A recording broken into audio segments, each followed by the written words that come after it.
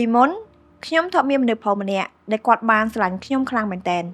ហើយពេលហ្នឹងខ្ញុំអត់បានស្រឡាញ់គាត់វិញទេខ្ញុំតែងតែដេញគាត់ចេញហើយខ្ញុំតែងតែនិយាយពាក្យគំរោះគំរើយដាក់គាត់ថ្ងៃមួយដោយសារតែខ្ញុំបានមើលឃើញពីក្តីស្រឡាញ់របស់គាត់ខ្ញុំក៏បានបាក់ចិត្តស្រឡាញ់គាត់វិញពិតមែនក៏ប៉ុន្តែរឿងដែលខ្ញុំនឹកស្មានអត់ដល់ខ្ញុំក៏បានឃើញសារមួយដ៏រំជួលចិត្តអូនយើងម៉ៃគ្នាបងចិត្តកាយឃើញសារនឹងហើយខ្ញុំមានអារម្មណ៍ថាខ្ញុំនឹងធត់ចិត្តខ្លាំងមែនតើអ្នកទាំងអស់គ្នាមានអារម្មណ៍មិនដែរនៅពេលដែលយើងចាប់ផ្ដើមស្រឡាញ់គេវិញហើយសុកគេបែរជាផ្ញើសារប្រាប់យើងថាគេចិត្តកាយនេះមិនមែនជារឿងរ៉ាវស្នេហាធម្មតាទេតែគឺជារឿងរ៉ាវស្នេហារបស់ក្មេងស្រីម្នាក់ដែលបានបាត់បង់មនុស្សស្រីដែលស្រឡាញ់នាងខ្លាំងបំផុតព្រោះតែការបើកចិត្តយឺតពេល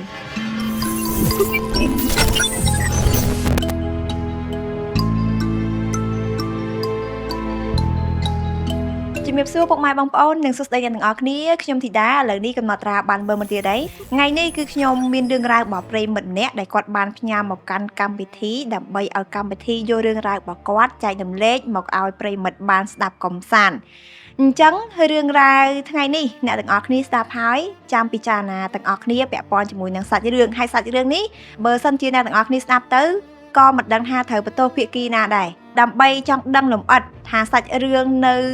កំណត់ត្រាទី8នេះមានដំណើរដើមតងយ៉ាងណាចាំតាមដានស្ដាប់លម្អិតជាមួយខ្ញុំដល់ចាប់ទាំងអស់គ្នាអញ្ចឹងឥឡូវនេះខ្ញុំបកចូលទៅកាន់អតីតកាលរបស់បងស្រីបន្តិចបងស្រីគាត់និយាយថាពីមុនគឺពេលដែលគាត់នៅរៀនណាគាត់ជាមនុស្សស្រីម្នាក់ដែលគាត់អត់ដែលមានស្នេហាទេហើយគាត់ក៏អត់ចេះស្រឡាញ់មនុស្សប្រុសណាម្នាក់ដែរក៏ប៉ុន្តែនៅពេលដែលគាត់រៀនទី12ចប់នៅក្នុងឆ្នាំ2019គាត់ក៏បានបន្តមករៀននៅភ្នំពេញហើយគាត់មករៀននៅភ្នំពេញហ្នឹងគឺគាត់នៅផ្ទះជួលជាមួយនឹងមិត្តភ័ក្តិគាត់ណាតែគាត់អត់បានបញ្ជាក់ប្រាប់ខ្ញុំទេថាផ្ទះជួលហ្នឹងគឺគាត់នៅប្រហែលនាក់អញ្ចឹងគាត់ហានចេះនៅពេលដែលគាត់ឡើងមករៀននៅភ្នំពេញហ្នឹងគាត់ក៏បានរៀនគួរភាសានៅក្រៅដែរគាត់រៀននៅទឹកថ្លាពេលល្ងាចអំឡុងពេលដែលមករៀនស្រាប់តែថ្ងៃមួយនេះមានមនុស្សប្រុសម្នាក់បានឆាតមកគាត់ហើយគាត់អត់ស្គាល់ទេអត់ដឹងថាមនុស្សប្រុសម្នាក់ហ្នឹងគឺជាណាគេទេក៏ប៉ុន្តែគាត់ reply គេធម្មតាគាត់តបលេងជាមួយគេទៅវិញទៅមកអញ្ចឹងទៅអញ្ចឹងនៅពេលដែលតបលេងជាមួយគ្នាចុះឡើងហ្នឹងគាត់ក៏សួរខាងប្រុសគាត់សួរខាងប្រុសថាខាងប្រុសហ្នឹងរៀនមិនដែរអីមិនដែររបៀបធម្មតាអ្នកទាំងអស់គ្នានៅពេលដែលយើងទៅតែស្គាល់គ្នាលេងជាមួយគ្នាយើងមិនចង់ដឹងថាគេហ្នឹងមិនគេរៀនអីហើយគេនៅណាគេរបៀបមិនអញ្ចឹងគាត់សួរនាំអញ្ចឹងខាងប្រុសគេក៏បានប្រាប់គាត់ថាគេរៀនផងគេធ្វើការផងពួកអីគ្រួសារគេអត់មានលទ្ធភាពគ្រប់គ្រងឲ្យគេរៀនទេអញ្ចឹងគេត្រូវតែរៀនហើយនឹងធ្វើការដើម្បីយកលុយមកពប់គង់ការរៀនរបស់គេហើយខាងប្រុសហ្នឹងគាត់រៀននៅស៊ីតិចចឹងគាត់ថានៅពេលដែលលេងឆាតជាមួយគ្នាហ្នឹងរហូតបានមួយខែថ្ងៃមួយពួកគាត់ទាំងពីរនាក់ហ្នឹងក៏សម្រេចចិត្តថាណាត់ជួបគ្នាហើយណាត់ជួបហ្នឹងគឺនៅក្រាសាំងក្បែរស្ពាន7មករាកន្លែងហ្នឹងគឺជាកន្លែងដែលគាត់ណាត់ជួបគ្នាពេលហ្នឹងគាត់ថានៅពេលដែលគាត់ចេញមកពីរៀនភាសាពេលល្ងាចនៅទឹកថ្លាហ្នឹងគាត់ក៏បានជិះមកគ្រូខាងប្រុសហើយខាងប្រុសហ្នឹងគេជិះមកដល់មុនណាគេចាំគាត់ណានៅពេលដែលជិះទៅដល់កន្លែងណាត់ជួបគ្នាហ្នឹងគាត់ឃើញខាងប្រុសហើយគាត់សួរតែមួយម៉ាត់ទេគាត់សួរថានឹងមែនហើយខាងប្រុសគេក៏ឆ្លើយវិញថាម៉ាត់ហើយពេលហ្នឹងគាត់ចាប់ដើមគិតក្នុងចិត្តគាត់ថាជុំហើយមិនក៏នៅក្នុងរូបហើយនៅក្រៅមិនអត់ដូចគ្នាចឹងនៅក្នុងរូបដូចផ្សេងតែនៅក្រៅដូចផ្សេងគាត់គិតក្នុងចិត្តដែរគាត់ថាចេះខាងប្រុសហ្នឹងនៅក្រៅគឺទូចមែនតែនហើយគាត់អត់ចូលចិត្តមនុស្សប្រុសទូចអញ្ចឹងឯងចង់សំដៅទៅលើរបៀបថាអ្នកទាំងអស់គ្នាគាត់ជាមនុស្សដែលចូលចិត្តមនុស្សប្រុសដែលមានមាឌធំរៀងមាំរបៀបថានៅពេលដែលធ្វើការធ្វើអីទៅគឺអត់ប្រមាអត់អីអញ្ចឹងណាដល់តែមាឌទូចទៅធ្វើការទៅរៀងអត់សូវធ្វើការងារធ្ងន់បានងាយឈឺងាយអីអញ្ចឹងណាគាត់អត់ចូលចិត្តមនុស្សអញ្ចឹងទេហើយគាត់ថាខាងប្រុសហ្នឹងក៏មិនទៅទូចអីណាដែរគេ1.65 ម៉ែត្រដែរអញ្ចឹងណាហើយពេលហ្នឹងគាត់គ្រាន់តែឃើញខុសពីរូបភាពគាត់មានអារម្មណ៍ថាគាត់រៀងស្ងាក់ចិត្តហើយគាត់អត់ចាប់អារម្មណ៍គេទេគាត់ក៏បានជិះម៉ូតូចេញទៅហើយអត់មាននិយាយអីច្រើនទេអ្នកទាំងអស់គ្នាគ្រាន់តែមកឃើញខាងប្រុសព្រាមក៏សួរថានឹងមែនគេឆ្លើយម៉ាត់តែប៉ុណ្ណឹងគាត់ជិះម៉ូតូចេញទៅហ្មងហើយគាត់ថាពេលហ្នឹងខាងប្រុសគឺព្យាយាមជិះដេញតាមគាត់ក៏ប៉ុន្តែតាមគាត់អត់ទាន់ទេគាត់ជិះលឿនដែររហូតដល់គាត់ជិះមកដល់បន្ទប់វិញគាត់ក៏បានយករឿងហ្នឹងមកប្រាប់មិត្តភក្តិគាត់ថាហេយើងបានជួបបងមួយហ្នឹងដែលយើងលេងឆាជាមួយគ្នានៅក្រៅហើយនឹងនៅក្នុងរូបឡើងខុសគ្នាហើយនៅក្រៅឡើងទូចគាត់និយាយចឹងតែគាត់និយាយលេងណាទាំងអស់គ្នាខ្ញុំបញ្ជាក់អញ្ចឹងមិត្តភក្តិគាត់នេះក៏បាននិយាយលេងជាមួយគ្នាបែបធម្មតាអញ្ចឹងទៅ là hốt mau khang phấu nè còn nơi tập chi yếm chạn mà quạt này cứ chạn mà quạt là hốt á chẳng bên năng quạt các bạn đã chất bẹp khang phấu tam thoảng quạt hà quạt ở sàn khang phấu tê hào hộp ăn khi thòng đà tơi đi xa khang phấu tu cho cô ở sàn như con gì bẹp cái thoảng chứ cái này ngọt nè hay khang phấu nắng cứ cái nơi tập to chạn mà quạt cứ chạn mà quạt là hốt hay quạt nắng thòng đá quạt ở chạm đầm kế có bàn tay nông chặt quạt nắng quạt trăng hộp ăn kế chứ con nơi tập to lên chai tròn cho buổi kia cái con mình sơi chia nhật nhọp đôi tập bóng này hay quạt phải chặt ha nơi bây để quạt lang miền bây nắng á xây ở tết quạt tận này nắng cứ quạt tay tại liệt cho mà lên được sọc chẳng ngay sai nè quạt các bạn cho mà lên sọc mà lên của xa quạt chẳng nơi bây đa mà lên của xa quạt á quạt các bạn vô hưởng nắng mọc hẹp mai quạt há mày máy mở bong nước sạch nhóm có bàn tay nhóm o sạch với nhé nước khéo lần tụt nhóm khơ nhỉ hay mà đai quạt nắng co mình co này hay lòng pe nắng mà đai quạt cho mùi nắng quạt này có ban tờ lên theo ông quạt này có bài nắng đá chẳng nó pe tờ lên theo ông quạt tới mà đai quạt nắng này có vô hưởng nắng tập hẹp ông quạt hay chay đan mền tèn pe nắng khang phẩu nắng có ban te mà quạt trăm pe nắng này hay quạt có ban hẹp mai quạt có thang mày te mà nhom tia đây nè bong nắng nhom hẹp thay nhom o sờ lạnh hết nó te mau tia nhom ngò đó là chẳng mà đai quạt con vậy tha à lỡ lơ cọ trăm quạt này vậy cho mùi chẳng quạt các bạn hỏi tù sạm nắng tại mà đại quạt ăn miên tới cất ấy chớ này bộ quạt o sờ lạnh phong nằng cả lô tha ao chuột mà đại quạt tới mà đại quạt đây ao ấy chẳng á nè chẳng mà đại quạt thì nằng ôm sấy quạt nắng á các bạn về cho mùi khang phẩu nằng tại đang hành về ấy kia thì về bàn màn tu mà đại quạt các bạn hỏi tù sạm bài quạt mình thêm lại quạt phèo quạt hà hay con kê chỉ đặt cha tôm ta kê vậy chạy đang khâu đang thử ta miên ấy con kê chỉ đặt lò ta hay ông con nắng có bàn liệt đạm mà clear tiệt còn gì tha ơi hiện bao chất khá tư kia chỉ đặt là o sân ấy nâng càng vậy cái máu cha tôm kia đang khâu đang thở hiện bao chất khá tư tay cốt bạc cày còn hạ o tê còn o sắn tê túi nhá còn o châu chất tê con này tập bạc cày nhá chứ con ha hầm lòng pe nắng ạ con có bàn láng tôm bền vinh hay bật toa bị ban vậy cho mùi nâng mai có quát cho mùi nâng ông sẽ quát khang phỏ nắng có ban chi diếm xoay như đột Facebook bỏ nhẹ tẹt quát là hốt đặc kê square Facebook bỏ bong xảy cho đồn mùi quát hay nâng phỏng bạc cá quát hay kế nâng có ban ad hay kế lên cho mùi nâng bong ôn và quát nâng từ hay quát ớt đăng ấy quát ha là hốt đo card covid tới quát ớt ad hiệnตัวban tế quát thử mà hiện nó test tam online bình cho ngày mùi nắng quạt ngợp máu trong ngày Tết hay ngày Tết nắng quạt ở miền hiện online như thế quạt có ban ngợp máu quạt chui bo chu te để biết ha chui càng nghe te mà đấy quạt nắng đôi thom mà đà xẹp ta ngày nắng quạt chui hai nắng quạt hiệp lang lơ te bình mà đấy con nắng có sải mà thà ý hay cho chui thơm hốp ấy hay bên nắng quạt cọt man tư xua nó om được quạt tật cất ấy chở này quạt nắng có ban cho mà chui bọc hường mà đấy quạt thơm hộp tới tới quạt men xua ấy chẳng vừa mà hồi thôi nâng hái quạt co lang được tẹt tiệt bầm non quạt nâng trăng lang được đề sân trăng lang được ô tô sạp ấy sân chẳng á nè họ bàn tay pe nâng toàn man lang đo được tẹt phong mai quạt này các bạn xài bẹp thay hay cho ăn mũi ta kể cái mà đo lỗi nè chẳng quạt này các bạn luôn mò sơ tha chắc là cái màu chắc mà ai quạt các bạn bẹp tha lẹ nâng màu chẳng quạt chập đam nhẹ quạt được smart đó là các bạn tới khang phỏng nâng nâng pe để cái square Facebook bảo bằng ôn quạt đó á cái ban chat lên mùi bằng ôn quạt cái ban chat phẹp tha kê chập ở đám quạt ấy chẳng á hay kê xong mà lên te xong mà lên ấy chẳng từ hay cú xa quạt nó lại có ban vô phồng ở kê mà lên phụ ấy chẳng khơi này tha kê nó khéo năng là bị mệt chẳng quạt lư hay quạt nhập a khang mình tên hay quạt có cất nông chất đấy quạt cất tha chồng hiên mau đây nâng ngày bởi hiên mau đấy phụ ấy con gì bị chạy tha cú xa quạt á cứ chia mà được đài ăn trôi chân mà được phổ đài miệt tui tê để xa tại cú xa quạt cất tha miệt tui chẳng thua ca nghe thôn đó cứ mình sơ chịu bán hay nghe chư nghe ấy chẳng á chẳng con mình sơ đài hay quạt cất tha ô chùm mỡ tỏ máu cứ đang là cú xa quạt ăn bên trận mà rồi bị rồi vậy đang cả cú xa quạt nâng cất đôi quạt đấy chẳng quạt tha nâng ngày mau có máu thôi hay quạt nâng có ban lang trong mũi tắc hiệp trăm luôn trăm từ tua cái tử hãy bên nâng cứ khang phó bật chị bàn màu mèn khai han hiền mà chụp cú xa quạt mén á hãy bên nâng ở vậy copy ca rầm băng tốc bà quạt chẳng sòng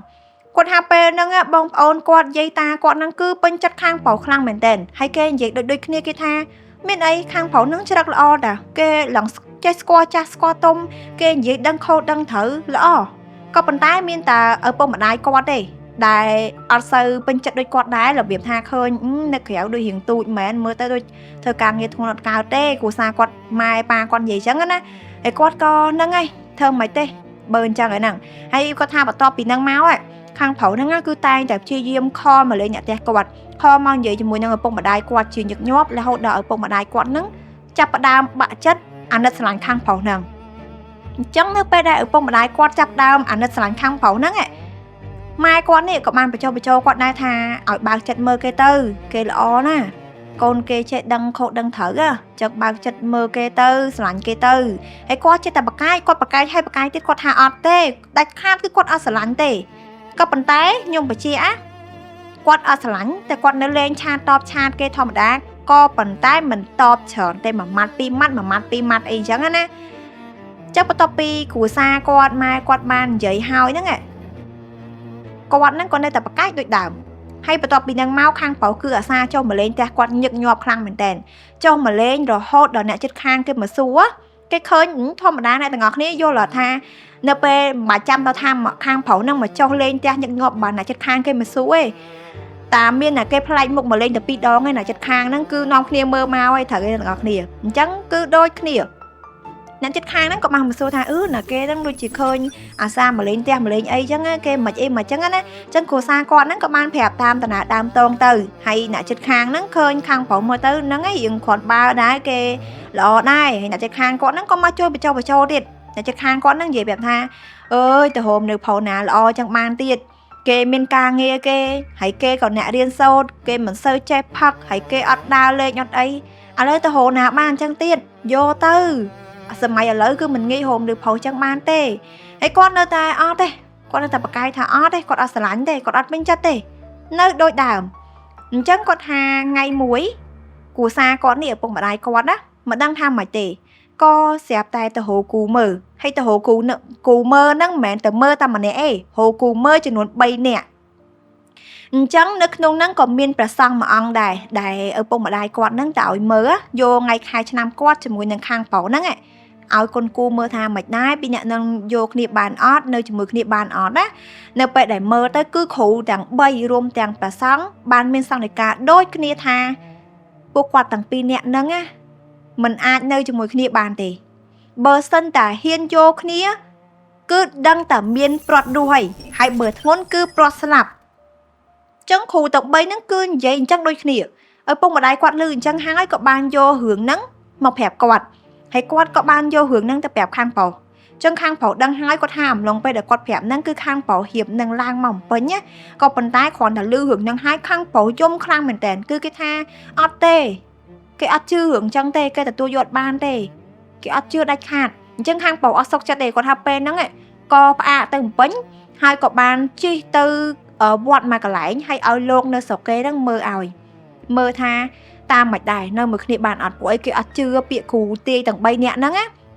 អញ្ចឹងនៅពេលដែលឲ្យប្រសង់មួយអង្គទៀតនៅស្រុកគេមើលហ្នឹងប្រសង់ក៏បានកិនគូហើយមានសន្និកាប្រាប់ថាអត់អីទេពីរនាក់ហ្នឹងនៅជាមួយគ្នាបានគាត់ដែរជាមួយនឹងខាងប្រុសហ្នឹងនៅជាមួយគ្នាបានជាគូថាអត់អីទេអញ្ចឹងខាងប្រុសហ្នឹងក៏បានយករឿងហ្នឹងមកប្រាប់គាត់តែគាត់នេះគាត់អត់អស់ចិត្តទេពួកអីគាត់គិតថាហីឪពុកម្ដាយគាត់ទៅមើលគ្រូ3គ្រូទាយមកដូចគ្នាថានៅមួយគ្នាអត់កើតទេតែខាងប្រុសបែរជាទៅរកប្រសង់មើលតែប្រសង់ថាអត់អីទេអញ្ចឹងគាត់អត់អស់ចិត្តគាត់ថាពេលហ្នឹងមីងគាត់ក៏ចេះទាយស្លឹកបៀដែរគាត់ក៏បានឲ្យមីងគាត់ហ្នឹងទាយស្លឹកបៀឲ្យថាមិនអីមិនអញ្ចឹងណាខែលោថាហ្នឹងហើយបើសិនជាទាយទៅឃើញល្អទៀតអាហ្នឹងអាចនឹងយើងរៀងគិតខ្លះអញ្ចឹងនៅពេលដែលមីងគាត់ទាយស្លឹកបៀហើយហ្នឹងមីងគាត់ក៏បានប្រាប់ថាចេះគាត់ពីរនាក់ហ្នឹងគឺជាគូកម្មជាមួយគ្នាមិនមែនជាគូប្រេងទេហើយមកជួបគ្នាហ្នឹងគឺមកសងកម្មគ្នាទេតែកាលណាសងកម្មអស់គឺបែកផ្លូវគ្នារៀងខ្លួនឯងអញ្ចឹងគាត់និយាយថានៅពេលដែលគាត់បានឮអញ្ចឹងគាត់ក៏មិនដឹងថានិយាយមិនខ្មិចហើយមីងគាត់ក៏បានប្រាប់គាត់ថាទ្រាំសិនទៅឥឡូវហ្នឹងអត់ទាន់អស់កម្មជាមួយគ្នាទេនៅមានកម្មជាមួយគ្នានៅជាប់ជាពាក់ជាមួយគ្នាត្រូវសងគ្នាតែនៅពេលដែលសងអស់គឺដាច់គ្នាហើយអញ្ចឹងត្រូវតែទ្រាំសិនហើយគាត់ថាឮអញ្ចឹងហើយគាត់ក៏ហ្នឹងហើយធ្វើមិនទេតាមហ្នឹងទៅក៏ប៉ុន្តែគាត់ក៏បាននិយាយប្រាប់ដែរថាតំណែងគាត់លេងឆាតជាមួយគ្នាហ្នឹងក៏មិនសូវជាល្អជាមួយគ្នាអីប្រហែលដែរគឺនៅមានភាពរកម្មរកុសជាមួយគ្នារហូតដល់ថ្ងៃមួយនេះម្ដាយគាត់ក៏នៅតែបញ្ចុះបញ្ចូលគាត់ដដែលហើយគាត់នៅតែប្រកែករហូតដល់គាត់ទាស់ពាក្យសម្ដីជាមួយគ្រួសារគាត់ណាហើយម្ដាយគាត់ក៏បាននិយាយប្រមាថថាគាត់អត់ខ្វល់ទេគាត់នឹងលើកបងស្រីឲ្យទៅខាងប្រុសហើយ ចឹងតែគាត់លើកឲ្យឲ្យហាមបកាយហើយគាត់ហាមនៅពេលដែលលឺពាក្យហ្នឹងគាត់ពិបាកចិត្តខ្លាំងមែនតើព្រោះអីអ្នកទាំងអស់គ្នាគិតមើលមនុស្សយើងអត់ស្រឡាញ់ទេមិនមែនជាថែបយើងនិយាយឲ្យចំទៅចឹងយើងរៀងពិបាកទទួលយកហើយគាត់លឺពាក្យហ្នឹងហើយគាត់ក៏បានយករឿងហ្នឹងទៅពិភាក្សាជាមួយនឹងមិត្តភក្តិគាត់អញ្ចឹងមិត្តភក្តិគាត់ហ្នឹងក៏បានផ្ដល់យោបល់ថាអើយធ្វើមិនទេបើអញ្ចឹងហីអញ្ចឹងទ្រាំសិនទៅហើយប្រាប់ខាងប្រុសទៅថាចាំមានចាំការទៅវិយាពេលទៅឲ្យបានយូរអញ្ចឹងណាហើយគាត់ក៏មិនដឹងធ្វើមិនដែរអ្នកទាំងអស់គ្នាយល់ថាចេះយើងអត់ពេញចិត្តទេក៏ប៉ុន្តែខាងប្រុសហ្នឹងគឺបានមកព្យាយាមយល់ចិត្តគ្រួសារយើងមកបង្ហាញខ្លួនឲ្យគ្រួសារយើងពេញចិត្តណាអញ្ចឹងគ្រួសារយើងពេញចិត្តអស់ហើយអត់តែយើងមួយទេអញ្ចឹងឲ្យយើងធ្វើមិនគ្រួសារយើងនិយាយច្បាស់ថាតែគេមកចូលសួរគឺគាត់លើកឲ្យគេព្រោះអីគាត់ឃើញគេល្អឃើញច្រកគេល្អអញ្ចឹងបងស្រីគាត់មានថាហ្នឹងឯងតាមហ្នឹងទៅធ្វើមិនទេខែលោថាហ្នឹងឯងនៅជាមួយគ្នាយូរទៅស្រឡាញ់គ្នាអញ្ចឹងណាអញ្ចឹងតពីហ្នឹងមកទៀតគាត់ថាគាត់នេះក៏ចាប់ផ្ដើមឆ្លោះគ្នាហើយឆ្លោះគ្នាពេលហ្នឹងគឺឆ្លោះខ្លាំងមែនតើឆ្លោះខ្លាំងហ្នឹងគឺនៅក្នុងអំឡុងឆ្នាំ2022ហើយគាត់ក៏បានប្លុកគេហ្នឹងចំនួន4ខែគាត់ខឹងខ្លាំងពេករហូតដល់ខាងប្រុសនេះជិះម៉ូតូមកលួងគាត់ដល់ស្រុកជិះម៉ូតូមកលួងគាត់ហើយជាងលួងផងនិយាយលួងផងអីផងគ្រួសារគាត់នឹងជួយនិយាយផងរហូតដល់គាត់បាត់ខឹងគាត់អានប្លុកគេទៅតែសួរថាពេលហ្នឹងគាត់នៅស្រឡាញ់គេអត់គាត់អត់ស្រឡាញ់ទេអត់តន់ស្រឡាញ់ទេនៅតែរបៀបលេងសិនណាព្រោះអីធ្វើមិនទេគ្រួសារយើងពេញចិត្តទេរហូតមកដល់ថ្ងៃមួយបងស្រីគាត់ថាពេលហ្នឹងគាត់ចាប់ដើមឆ្លោះគ្នាខ្លាំងម្ដងទៀតឆ្លោះគ្នាហ្នឹងខាងប្រុសក៏បានលន់មាត់ជេរគាត់ស្មាតោគេជេរពាក្យថាមីសាវ៉ាមីផោច្រើននេះស្មាតោបងស្រីគាត់និយាយសេពាក្យហ្នឹងមកអញ្ចឹងនៅពេលដែលគាត់លើពាក្យហ្នឹងទាំងអស់គ្នាយល់ថាយើងអត់ស្រឡាញ់គេផងហើយលេងឆ្លោះគ្នាគេហ៊ានជេរពាក្យអញ្ចឹងដាក់យើងមិនខឹងទៅហ៎យើងមិនក្តៅកាហាយអញ្ចឹងគាត់ក៏បានយករឿងហ្នឹងទៅប្រាប់គ្រួសារគាត់គាត់ថានេះខាងប្រុសជេរគាត់ចេះអញ្ចឹងគ្រួសារគាត់លើកឲ្យខឹងអត់នឹកស្មានណាអញ្ចឹងក៏បានប្រាប់គាត់ថាផ្ដាច់ទៅជប់តាក់ទងគ្នាទៀតបើខាងប្រុសគេហ៊ានជេរអញ្ចឹងពេលហ្នឹងចាំការទៀតយើងអត់ស្រឡាញ់ផងហើយគ្រួសារយើងបើកភ្លើងខៀវឲ្យដាច់គ្នាអីយើងមិនត្រូវដាច់អញ្ចឹងខាងប្រុសនៅពេលដែលដឹងថាខ្លួនឯងខុសគឺបានព្យាយាមជិះម៉ូតូពីម្ពិញមកទាំងយប់អត់តបានហូបម៉ាយហូបអីណាជិះមកវែងផ្លូវផងភ័យពេកវែងផ្លូវផងប៊ីសកាត់គ្រោះថ្នាក់ចរាចរណ៍ផងអីផងរហូតជិះមកដល់ផ្ទះគាត់ហ្នឹងអត់មានអ្នកគេចុះទៅទទួលទេហើយគាត់ក៏គ្មានអីត្រូវទៅទទួលដែរគាត់ខឹងហីក៏ប៉ុន្តែខាងប្រុសហ្នឹងបានឆាតទៅប្រាប់គាត់ថាអូនអើយបងមកអីបងមកដល់អីអូនឯងដាច់ចិត្តម៉េះអូនឯងអត់ចង់ចុះមកជួបបងតិចទេមែនអូនឯងចុះមកជួបបងតិចមក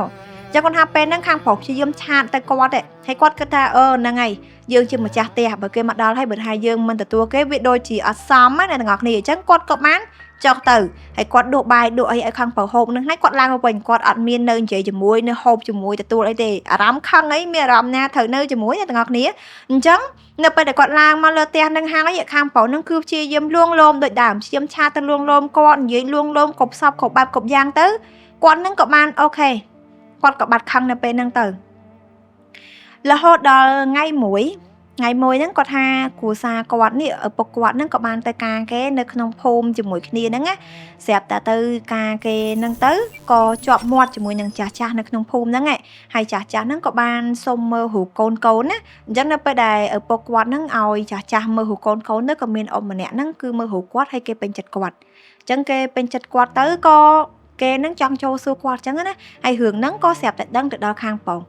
គាត់មិនដឹងថារឿងហ្នឹងដឹងដោយសារតែឪពុកម្ដាយគាត់ទេទៅប្រាប់ខាងប្រុសអីណាខាងប្រុសគ្រាន់តែលឺអញ្ចឹងហើយគឺគេទេមកគាត់ភ្លាមហ្មងទេមកគាត់យំផងអីផងគេថាអត់ទេគេទទួលយកអត់បានទេគេស្រឡាញ់គាត់ខ្លាំងណាគេអត់អាចយកស្រីណាផ្សេងជំនួសគាត់បានទេគេអត់ស្រឡាញ់ទេហើយបើសិនជាគាត់ត្រូវគេចូលសួរហើយគាត់យកអ្នកផ្សេងមែន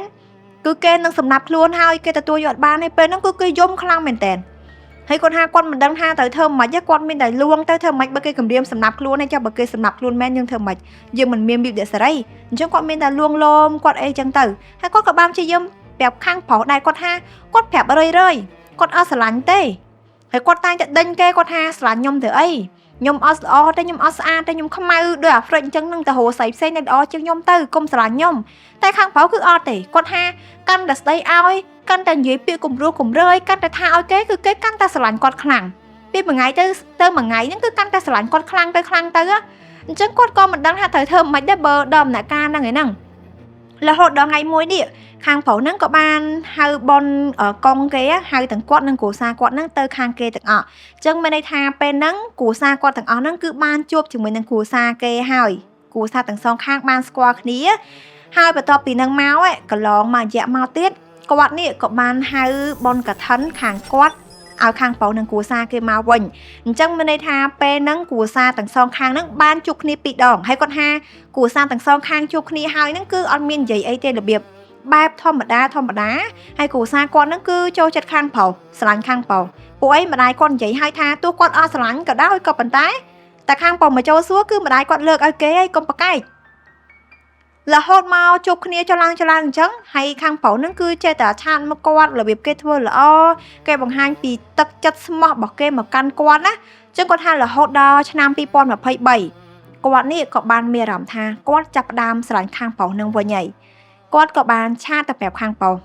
អញ្ចឹងខ្ញុំបញ្ជាក់ពីមុនមកត្បិតតែគាត់លេងជាមួយគ្នាក៏ប៉ុន្តែគាត់អត់ស្រឡាញ់គេទេហើយគ្រួសារគាត់ហ្នឹងគឺតែងតែបញ្ចុះចង់ឲ្យតាក់តងចង់ឲ្យយកខាងប្រុសពួកឃើញខាងប្រុសល្អរហូតដល់ឆ្នាំ2023នេះបានគាត់ហ្នឹងស្រឡាញ់ខាងប្រុសវិញហើយគាត់បានឆាតទៅប្រាប់គេតាមត្រង់ហ្មងគាត់ថាបងអូនមានអារម្មណ៍ថាអូនស្រឡាញ់មួយថ្ងៃវិញហើយអញ្ចឹងចាំពេលយើងហ៊ានចាប់ចាំយើងហៀបការជាមួយគ្នាហើយយើងចាប់ដៃគ្នាបើសិនជាយើងពិបាកជាមួយគ្នាអញ្ចឹងខាងប្រុសនៅពេលដែលលឺអញ្ចឹងគឺគេសប្បាយចិត្តខ្លាំងមែនតើអ្នកទាំងអស់គ្នាដាក់អារម្មណ៍មួយថានៅពេលដែលយើងស្រឡាញ់ណាគេម្នាក់ខ្លាំង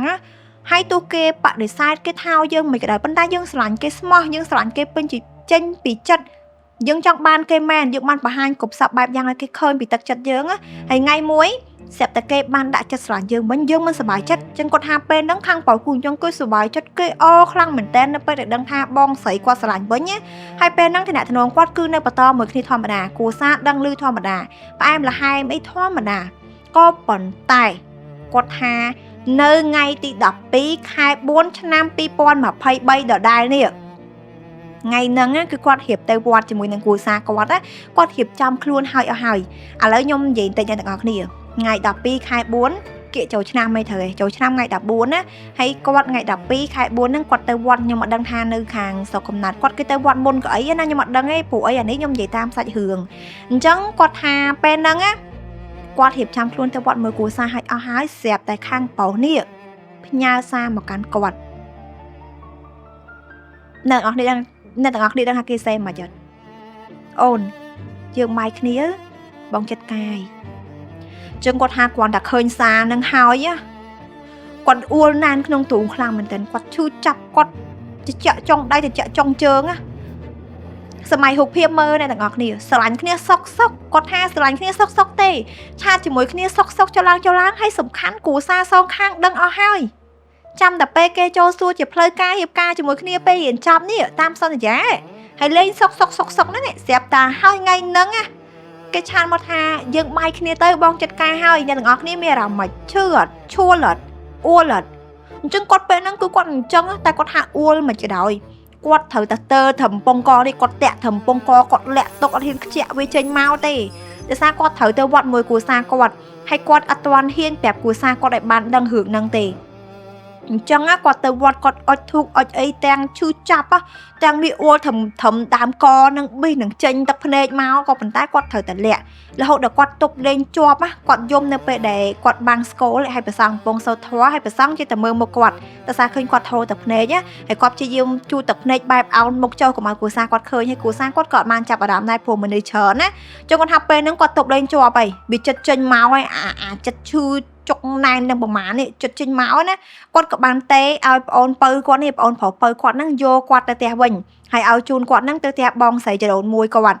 ចឹងពេលហ្នឹងប្អូនប្រុសគាត់ហ្នឹងក៏បានមកដប់គាត់ទៅមែនហើយគាត់ថាគ្រាន់តែទៅដល់ផ្ទះបងស្រីចរូនមួយគាត់ណាគាត់ទៅរកកន្លែងស្ងាត់ហើយគាត់ស្រែកយំយោ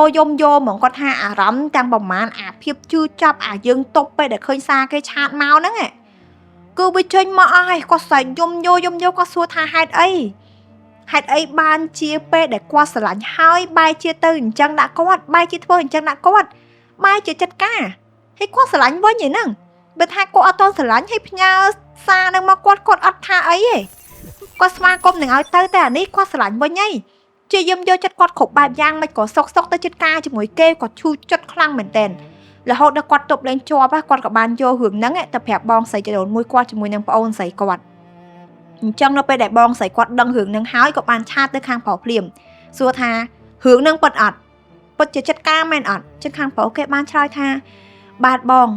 ប្អូនចិត្តការមែនឲ្យប្អូនសុំទោសគេឆ្លើយប៉ុណ្ណឹងចឹងពេលហ្នឹងគឺប្អូនស្រីគាត់បងស្រីចរូនមួយគាត់គឺគាំងអត់ដឹងថានិយាយមិនទេវាដល់ដំណាក់កាលហ្នឹងឯហ្នឹងឲ្យធ្វើមិនគេចិត្តការហ្នឹងយើងធ្វើរឿងគេមិនចឹងគាត់ថាពេលហ្នឹងគឺគាត់ឈឺចាប់គាត់ដឹងថាធ្វើមិនរហូតដល់គាត់ព្យាយាមឃុំខ្លួនឯងនៅក្នុងបន្ទប់គាត់អត់ហ៊ានចេញមកក្រៅទេណាគាត់ឃុំខ្លួនឯងនៅក្នុងបន្ទប់ហ្នឹងគាត់យំហ្មងពួកគាត់ទទួលយកលទ្ធផលនឹងអត់ទាន់បានទេវាភ្លាមពេកហើយគាត់ថាពេលខ្លះគាត់ឃុំខ្លួនឯងនៅក្នុងបន្ទប់ហ្នឹងហើយគាត់ទះកភ្លៀងខ្លួនឯងទៀតគាត់ទះកភ្លៀងគាត់សួរខ្លួនឯងថាហេតុអីគាត់មកជួបរឿងបែបហ្នឹងហេតុអីគេធ្វើអញ្ចឹងដាក់គាត់ពិតជាទទួលយកអត់បានទេគាត់ថាគាត់សឹងតែបាត់បង់សតិព្រោះអីវាភ្លាមពេកយ៉ាងហោចណាស់ហ្នឹងហើយបើសិនជាប្រាប់ថាចិត្តការក៏របៀបថាសកម្មភាពចេញមកបែបបាត់យើងណាអ្នកនរគ្នាបែបប្រងើយតែនេះអត់មានប្រងើយទេឆាតមកបែបព្រួយបារម្ភបែបដូចស្រឡាញ់យើងធម្មតាដល់មកអញ្ចឹងយើងមិនឈឺចាប់យើងមិនពិបាកទ្រាំគាត់ថាគាត់ព្យាយាមលាក់គ្រួសារគាត់រហូតដល់ចូលឆ្នាំចាប់ចូលឆ្នាំហើយនេះគាត់ក៏បានប្រាប់ម្ដាយគាត់ថាម៉ែគេចិត្តការបើគេការគេហៅម៉ែឯងទៅអត់អញ្ចឹងម្ដាយគាត់ហ្នឹងក៏អត់មានបង្ហាញបទកម្មអីទេម្ដាយគាត់និយាយធម្មតាថាទៅបើសិនជាគេហៅឲ្យការនឹងនៅចិត្តគាត់ទៅរាប់អានគេធម្មតាទៅអត់អីទេម្ដាយគាត់និយាយអញ្ចឹងហើយម្ដាយគាត់ក៏បានដាក់មកឃ្លាមកគាត់ទៀតថាសំមុខអីគេតាមស្រឡាញ់គេធ្វើល្អដាក់នឹងអត់ស្រឡាញ់គេវិញទេឥឡូវគេយកអ្នកដតីអញ្ចឹងសំមុខអីហើយគាត់ក៏ហ្នឹងឯងគាត់និយាយអីច្រើនហើយព្រោះអីគ្រួសារគាត់ក៏អត់ទាន់ដឹងរឿងនោះអត់ដែរគាត់ថាការប៉ិតណាខាងប្រុសនឹងគឺនៅតែស្រឡាញ់គាត់ដូចដើមទេក៏ប៉ុន្តែគ្រួសារគេនេះបានទៅចូលសួរកូនស្រីផ្សេងនឹងឲ្យខាងប្រុសចឹងគាត់ថាពេលហ្នឹងទោះបីជាខាងប្រុសហ្នឹងមានគូនដឹងក៏ដោយក៏ប៉ុន្តែខាងប្រុសនៅតែឆាតមកគាត់ព្រួយបារម្ភពីគាត់បែបសួរសុខទុក្ខគាត់ណាអញ្ចឹងគាត់នៅតែបន្តលេងឆាតជាមួយគ្នាហើយថ្ងៃមួយហ្នឹងខាងប្រុសក៏បានឆាតមកសួរគាត់ថាអូនឯងនៅស្រឡាញ់បងអត់អូនឯងស្រឡាញ់បងទៀតអត់នៅស្រឡាញ់បងអត់អញ្ចឹងគាត់ក៏បានឆ្លើយប្រាប់តាមហ្នឹងទៅហើយបន្ទាប់មកនេះខាងប្រុសហ្នឹងក៏បានសួរតទៀតអូនបើសិនជាណៃនៅស្រឡាញ់បងយើងរត់ទៅជាមួយគ្នាយើងរត់ទៅឲ្យឆ្ងាយរត់ទៅកន្លែងដែលគេអត់ស្គាល់យើងហើយគាត់ក៏បានឆ្លើយថាអត់ទេអូនអត់បាក់មកគួរសារអូនដាច់ខាតអញ្ចឹងខាងប្រុសគ្រាន់តែលឺពាក្យហ្នឹងហើយគឺយំហ្មងគេឈឺចាប់ហើយខាងប្រុសក៏បានបញ្ជាក់ប្រាប់គាត់ដែរថាខាងប្រុសហ្នឹងគឺគេអត់បានស្រឡាញ់ម្នាក់ស្រីដែលគួរសារគេចូលសួរឲ្យហ្នឹងទេគឺគេស្រឡាញ់គាត់ក៏ប៉ុន្តែធ្វើមិនខ្មិចវាដល់ដំណាក់កាលហ្នឹងហើយចឹងគាត់ថាបន្តលេងឆាតជាមួយគ្នាហ្នឹងទៀតលេងចុះលេងឡើងហ្នឹងក៏ខាងប្រុសហ្នឹងចាប់ផ្ដើមសួរគាត់ទៀតដែរគេសួរថាអូនឯងនៅស្រឡាញ់បងអត់អូនយើងត្រូវគ្នាវិញបានអត់យើងត្រូវគ្នាពេលហ្នឹងតែកុំឲ្យគូសារយើងដឹងយើងលាក់គូសារយើងអញ្ចឹងបងស្រីគាត់ក៏បានឆ្លើយថាបើសិនជាត្រូវលើកហ្នឹងគឺការយកហ្មងបើសិនជាត្រូវឲ្យអត់ការគឺគាត់អត់ត្រូវទេហើយខាងប្រុសគាត់ថានៅពេលដែលស៊ីនឆាតគាត់ហ្នឹងហើយគឺគេអត់ reply ទេមួយរយៈក្រោយមកគេក៏បានឆាតមកគាត់ទៀតឆាតមកគាត់លេងជាមួយគ្នាហើយពេលហ្នឹងគាត់ក៏បានហ៊ានចប់នៅពេលដែលគាត់ហ៊ានចប់ហើយខាងប្រុសហ្នឹងក៏បានបាញ់លុយឲ្យគាត់30រៀលទុកទិញខោអាវទទួលសញ្ញាបត្រណាហើយគាត់ក៏បានឆាតទៅប្រាប់គេថាអូនទទួលយកលុយបងប៉ុន្តែនៅពេលដែលបងទទួលសញ្ញាបត្រវិញអូននឹងបាញ់លុយហ្នឹងឲ្យបងវិញរបៀបថាម្ដងម្នាក់ណាទាំងអស់គ្នាហើយគាត់ក៏បញ្ជាក់ប្រាប់ដែរគាត់ថាចេះអូននឹងលេងជាមួយបងធម្មតានៅពេលដែលបងអត់តន់ការក៏ប៉ុន្តែនៅពេលដែលបងការហើយយើងឈប់លេងជាមួយគ្នាទៀតទៅកុំឲ្យប្រពន្ធបងប្រមាថចិត្តហើយបងឯងធ្វើមិនក៏បានដែរបងឯងប្លុកអូនចោលក៏បានបងឯងធ្វើមិនក៏បានតែកុំឆាតមកអូនទៀតហើយយើងឈប់លេងជាមួយគ្នានៅពេលដែលបងឯងការហើយចឹងខាងប្រុសគេក៏អត់មានឆ្លើយតបជាមួយនឹងគាត់ដែរហើយគាត់ក៏សួរដែរថាឆាតមកគាត់នឹងលេងជាមួយគ្នានឹងអាណាគូនដឹងមកគាត់អត់ខឹងទេមែនហើយគេឆ្លើយតែប្រមាថទេគេថាអត់ទេតែប៉ុណ្្នឹងហើយរហូតដល់ចូលឆ្នាំ2025ខាងប្រុសហ្នឹងគេក៏បានទទួលសញ្ញាបត្រវិញតែគេអត់បានឆាតប្រាប់គាត់ទេអញ្ចឹងលុយហ្នឹងគឺគាត់អត់បានបាញ់ទៅឲ្យគេរហូតមកដល់ពេលដែលខាងប្រុសចិត្តការណាទាំងអស់គ្នាពេលហ្នឹងគាត់ក៏កើតមានជំងឺមួយដែលត្រូវវះកាត់បាត់តាន់ហើយខ្ញុំបញ្ជាក់5តិចជំងឺហ្នឹងមិនគាត់ទៅតែកើតទេគាត់កើតយូរហើយតាំងពីនៅតាក់ទងជាមួយខាងប្រុសតែគាត់អត់បង្ហាញឲ្យខាងប្រុសដឹងថាគាត់កើតជំងឺហ្នឹងទេហើយគាត់ហ្នឹងក៏អត់ទាន់ហ៊ានទៅឲ្យពេទ្យពិនិត្យដែររហូតដល់ជំងឺហ្នឹងវាកាន់តែធ្ងន់ទៅគាត់ក៏សម្រេចចិត្តថាគាត់ ទៅប៉ែដើម្បីវះកាត់ហើយគាត់ថាវះកាត់ពេលហ្នឹងណាគឺគាត់ប៊ីផុតណាគាត់ខ្សោយខ្លាំងមែនតើ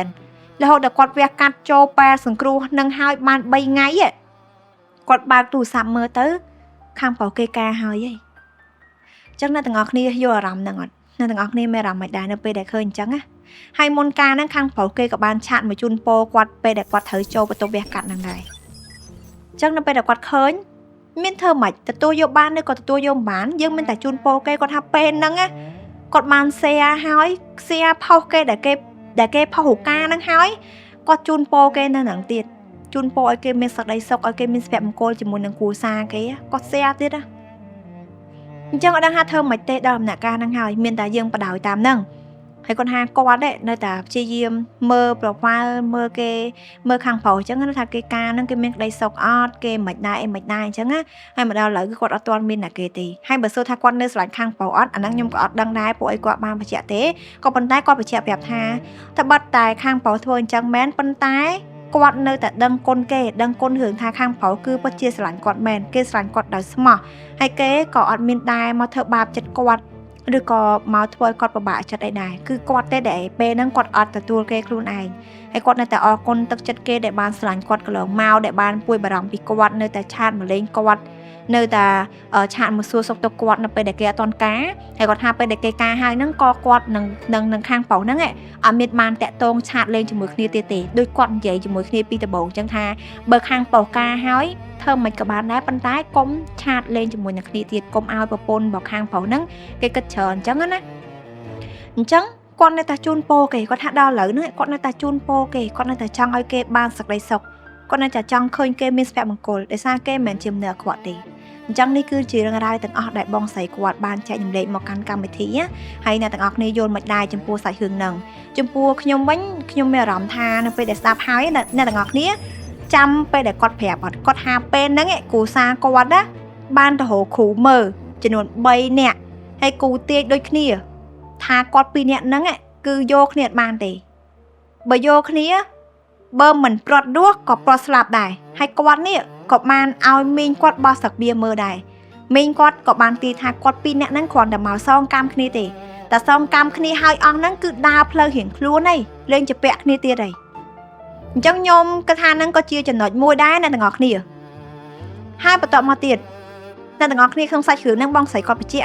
់គាត់ថាគ្រួសារទាំងសងខាងជួបគ្នា2ដងម្ដងខាងប្រុសហៅប៉ុនគ្រួសារគាត់ម្ដងគាត់ហៅប៉ុនគ្រួសារខាងប្រុសមកជុំគ្នាហើយគ្រួសារទាំងសងខាងហ្នឹងអត់មានទៅបង្ហាញរឿងអីថាអត់ពេញចិត្តទេក៏ប៉ុន្តែខ្ញុំឆ្ងល់គាត់ថាចេះបើសិនជាគ្រួសារទាំងពីរនាក់បានជួបគ្នាស្គាល់គ្នាហើយហេតុអីក៏គ្រួសារខាងប្រុសគេទៅចូលសួរកូនស្រីផ្សេងទុកឲ្យខាងប្រុស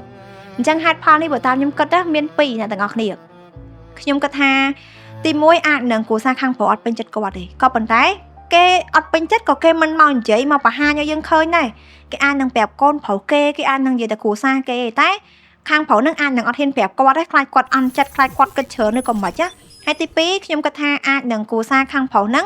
គឺគេចូលសួរកូនស្រីផ្សេងហ្នឹងទុកឲ្យខាងប្រុសហើយឯងក៏ប៉ុន្តែគាត់នៅថាគេអត់ទាន់ប្រាប់ខាងប្រុសដល់តែចិត្តដល់ទេបានគេប្រាប់ឲ្យដឹងហើយមើលទៅខាងប្រុសអាចនឹងដឹងរឿងហ្នឹងដែរប៉ុន្តែអត់ហ៊ានប្រាប់គាត់ពួកអីពេលហ្នឹងគាត់ទំតែឆ្លើយថាស្រឡាញ់ខាងប្រុសវិញចឹងខ្ញុំគាត់ថាហេតុផលអាចនឹងមាន2ហ្នឹងហើយណាមួយទៀតអាចថាគាត់2នាក់មិនមែនជាគូជាមួយគ្នាផងដូចគូទាយផងដូចមីងគាត់បោះសាពាផងដូចជាមកសងកម្មគ្នាហើយក៏ហើយគាត់ក៏បញ្ជាក់ថាតាំងពីពេលហ្នឹងមកគាត់ដេញតាក់ទងគ្នាទៀតហើយអត់មានអីត្រូវតាក់ទងគ្នាអាចថាគាត់អស់កម្មជាមួយគ្នាអានេះតាមគំនិតខ្ញុំគិតទេណាអ្នកទាំងអស់គ្នាគិតមិនអាហ្នឹងអ្នកទាំងអស់គ្នាចាំបញ្ចេញមតិនៅក្នុង comment ឲ្យខ្ញុំដឹងផងហើយមួយទៀតសាច់រឿងបងស្រីខ្ញុំមានអារម្មណ៍ថាស្ដាប់ហើយអ្នកទាំងអស់គ្នានៅពេលដែលយើងស្រឡាញ់ណាគេម្នាក់ពិតប្រាកដណាយើងពិតជាស្រឡាញ់គេមែនណា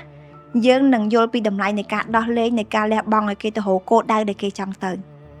ៅនៅពេលដែលយើងស្រឡាញ់ណាគេម្នាក់ដូចជាមនុស្សដែលគាត់ស្រឡាញ់ផ្កាបើគាត់ស្រឡាញ់ផ្កាគាត់អត់បេះផ្កាហ្នឹងទេតែគាត់នឹងសោយទឹកគាត់នឹងដាក់ជីបើគាត់ស្រឡាញ់សត្វគាត់នឹងអត់យកសត្វហ្នឹងមកឃុំនៅក្នុងទ្រុងទេតែគាត់នឹងដោះលែងសត្វហ្នឹងឲ្យហើរឲ្យមានសេរីភាពតាមអីដែលសត្វហ្នឹងគេចង់ទៅអញ្ចឹងខ្ញុំគាត់ថាការស្រឡាញ់មនុស្សម្នាក់ដែលពិតប្រាកដគឺជាការលះបង់ឲ្យគេទៅរកគោលដៅដែលគេចង់ទៅឲ្យគេទៅធ្វើអ្វីដែលគេចង់ធ្វើហើយយើងពិតជាមានសេចក្តីសុខមែននៅពេលដែលយើងឃើញគេមានសេចក្តីសុខអញ្ចឹងរាល់ការស្រឡាញ់របៀងមនុស្ស2នាក់មិនប្រកាសថាយើងស្រឡាញ់គ្នាស្មោះ យើងសិតតែអាចបាននៅជាមួយគ្នាដល់ទីបញ្ចប់អាចកាន់ដៃគ្នាដល់ចាស់ជរាឯពេលខ្លះព្រមនិខិតគឺអត់អនុញ្ញាតឲ្យយើងនៅជាមួយគ្នាវាពិតជាអយុត្តិធម៌ក៏ប៉ុន្តែយើងត្រូវតែទទួលយកជីវិតយើងដូចជាការជិះរថភ្លើងចឹងយើងអត់ដឹងថាអ្នកដែលឡើងចំណតជាមួយយើងហ្នឹងគេពិតជាចោះចំណតជាមួយយើងឬអត់ទេពេលខ្លះគេអាចនឹងចោះមុនយើងពេលខ្លះយើងអាចនឹងចោះមុនគេក៏អាចថាបានដែរហើយយើងក៏មិនដឹងថាតើនរណាម្នាក់នឹងចោះចំណតរួមផ្លូវជាមួយនឹងយើងទៅថ្ងៃអនាគតដែរអញ្ចឹងសូមស្រឡាញ់ខ្លួនឯងឲ្យបានច្រើនហើយបើសិនជាស្រឡាញ់គ្នាមិនបានជួបគ្នាមិនបាននៅជាមួយគ្នាសូមគិតថានេះអាចមិនមែនជាគូហើយពេលខ្លះវាអាចដល់ផ្លូវដែលយើងត្រូវដោះលែងគ្នាហើយយើងអាចនឹងជួបមនុស្សថ្មីហើយធ្វើអ្វីតាមគោលដៅដែលយើងចង់ធ្វើចោះអ្នកទាំងអស់គ្នាអញ្ចឹងនេះគឺជាយោបល់របស់ខ្ញុំ